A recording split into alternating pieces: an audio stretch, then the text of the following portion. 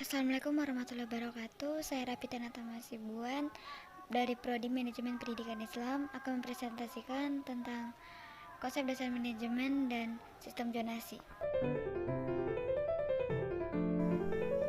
Konsep dasar manajemen peserta didik.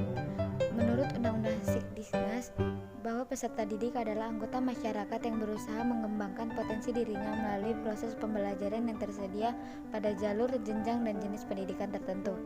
Manajemen peserta didik juga dapat diartikan sebagai usaha pengaturan terhadap peserta didik mulai dari peserta didik masuk sekolah sampai dengan mereka lulus sekolah.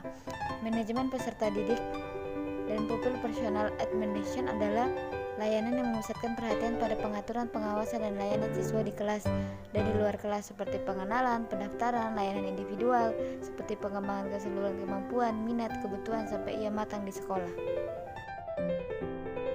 Prinsip manajemen peserta didik. Manajemen peserta didik sebagai bagian dari keseluruhan manajemen sekolah. Segala bentuk kegiatan manajemen peserta didik harus mengembang visi pendidikan dan dalam rangka mendidik peserta didik. Kegiatan manajemen peserta didik harus diupayakan untuk mempersatukan peserta didik yang mempunyai aneka ragam latar belakang dan punya bakat berbeda.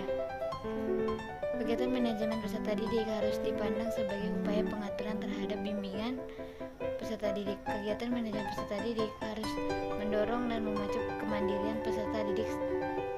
Segala kegiatan yang diupayakan oleh manajemen peserta didik harus bersifat fungsional bagi kehidupan peserta didik di sekolah maupun di masa depannya.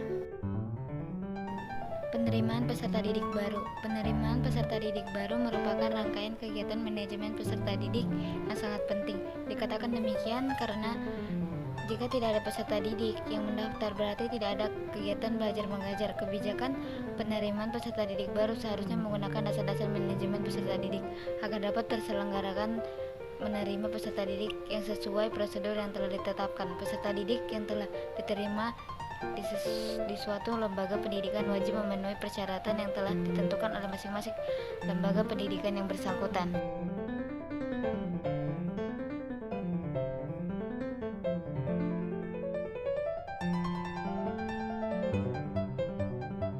Sistem zonasi. Zonasi sendiri berasal dari kata zona, yaitu kawasan atau area yang memiliki fungsi dan karakteristik lingkungan yang spesifik.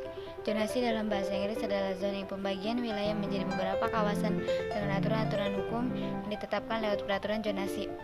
Pada prinsipnya bertujuan untuk memisahkan pembangunan kawasan industri dan komersial dari kawasan perumahan.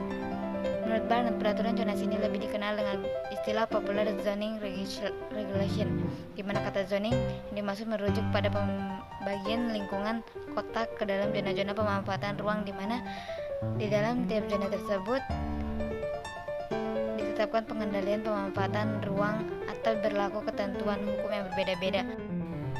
Pro dan kontra sistem zonasi penerimaan peserta didik baru. Pendapat dari pro, pendaftaran peserta didik baru sistem zonasi merupakan salah satu sistem pembenahan pendidikan yang harus kita dukung. Dengan sistem ini, kita tidak akan lagi mengenal istilah sekolah favorit. Semua sekolah akan memiliki standar dan mutu yang sama, seperti yang telah ditetapkan pemerintah. Selain itu, sistem ini juga mendukung pemerataan siswa di sekolah-sekolah sehingga tidak perlu lagi ada sekolah yang harus ditutup karena kekurangan siswa. Sementara sekolah lain di wilayah yang berdekatan milik siswa yang terlalu banyak sehingga tidak mampu menampung mereka. Dari kontra sendiri, pendaftaran peserta didik baru sistem zonasi adalah sistem yang terlalu dipaksakan. Hal ini terlihat sejak dari disebarkannya para siswa ke sekolah yang paling dekat dengan domisili mereka. Akibat siswa dan orang tua dicabut haknya untuk memperoleh pendidikan yang kualitas terbaik. Siswa pun dipaksa harus puas dengan pendidikan ala kadarnya sambil menunggu perbaikan kualitas dari pemerintah yang tidak dijamin kepastian dan hasilnya. Sekian dari saya. Terima kasih. Wassalamualaikum warahmatullahi wabarakatuh.